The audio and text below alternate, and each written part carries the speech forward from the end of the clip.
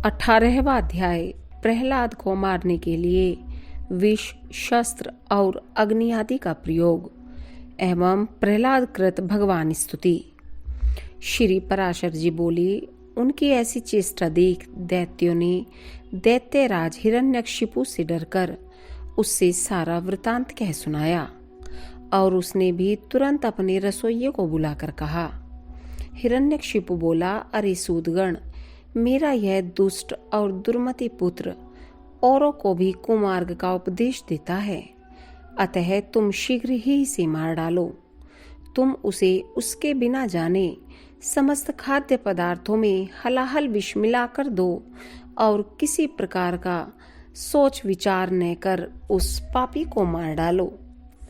श्री पराशर जी बोले, तब उस रसोइये ने महात्मा प्रहलाद को जैसी कि उनके पिता ने आज्ञा दी थी उसी के अनुसार विष दे दिया।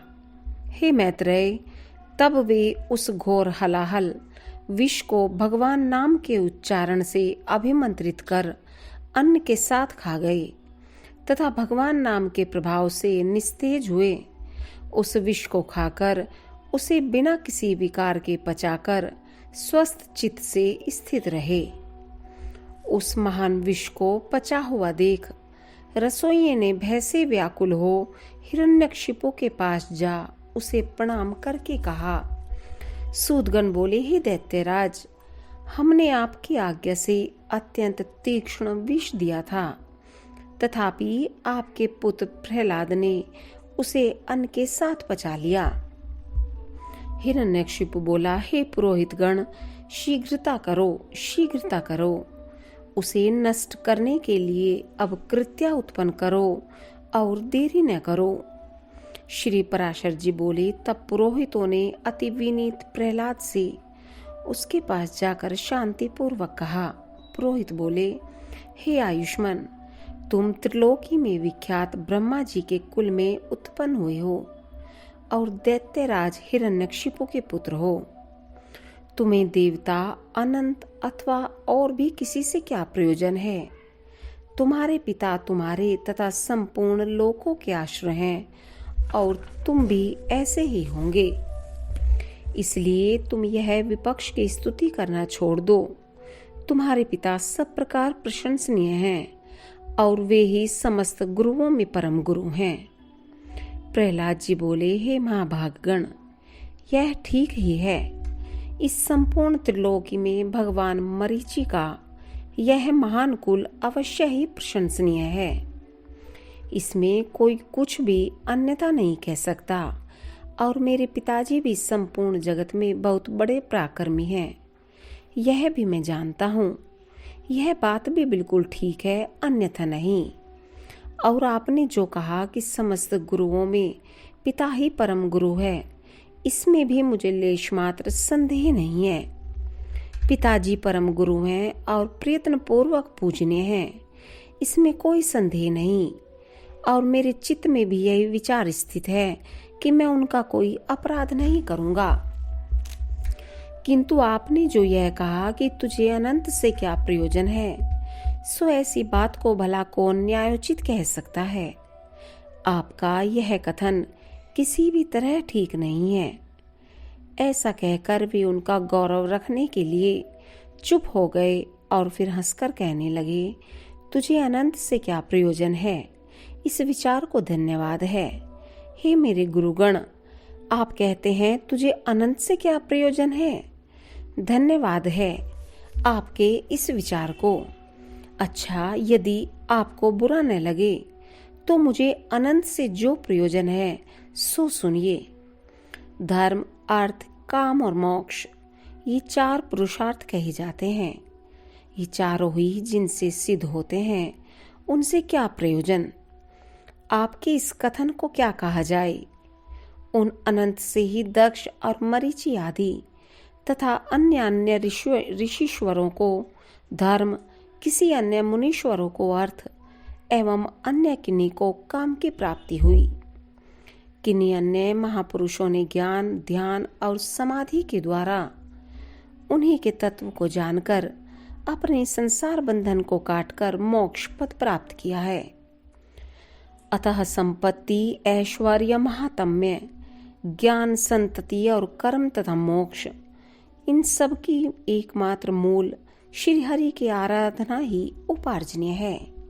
हे द्विजगण, इस प्रकार जिनसे अर्थ, धर्म, काम और मोक्ष ये चारों ही फल प्राप्त होते हैं, उनके लिए भी आप ऐसा क्यों कहते हैं कि अनंत से तुझे क्या प्रयोजन है और बहुत कहने से क्या लाभ? आप लोग तो मेरे गुरु हैं, उचित अनुचित सभी कुछ कह सकते हैं और मुझे तो विचार भी बहुत कम ही है। इस विषय में अधिक क्या कहा जाए। मेरे विचार से तो सबके अंतःकरणों में स्थित एकमात्र वे ही संसार के स्वामी तथा उसके रचयिता, पालक और संहारक हैं। वे ही भोक्ता और भोज्य तथा वे ही एकमात्र जगदीश्वर हैं। हे गुरुगण, मैंने बाल्य भाव से यदि कुछ अनुचित कहा हो तो आप क्षमा करें। पुरोहित गण बोले, अरे बालक, हमने तो यह समझकर कि तू फिर ऐसी बात न कहेगा, तुझे अग्नि में जलने से बचाया है। हम यह नहीं जानते थे कि तू ऐसा बुद्धिहीन है। रे दुर्मते, यदि तू हमारे कहने से अपने इस मोह माया आग्रह को नहीं छोड़ेगा तो हम तुझे नष्ट करने के लिए कृत्या उत्पन्न करेंगे। प्रहलाद जी बोले, कौन जीव किससे मारा जाता है और कौन किससे रक्षित होता है? शुभ और अशुभ आचरणों के द्वारा आत्मा स्वयं ही अपनी रक्षा और नाश करता है। कर्मों के कारण ही सब उत्पन्न होते हैं और कर्म ही उनकी शुभाशुभ गतियों के साधन हैं। इसलिए प्रयत्न पूर्वक शुभ कर्मों का ही आचरण करना चाहिए। श्री पराशर जी बोले, उनके ऐसा कहने पर उन दैत्यराज के पुरोहितों ने क्रोधित होकर अग्निशिखा के समान प्रज्वलित शरीर वाली कृत्या उत्पन्न कर दी।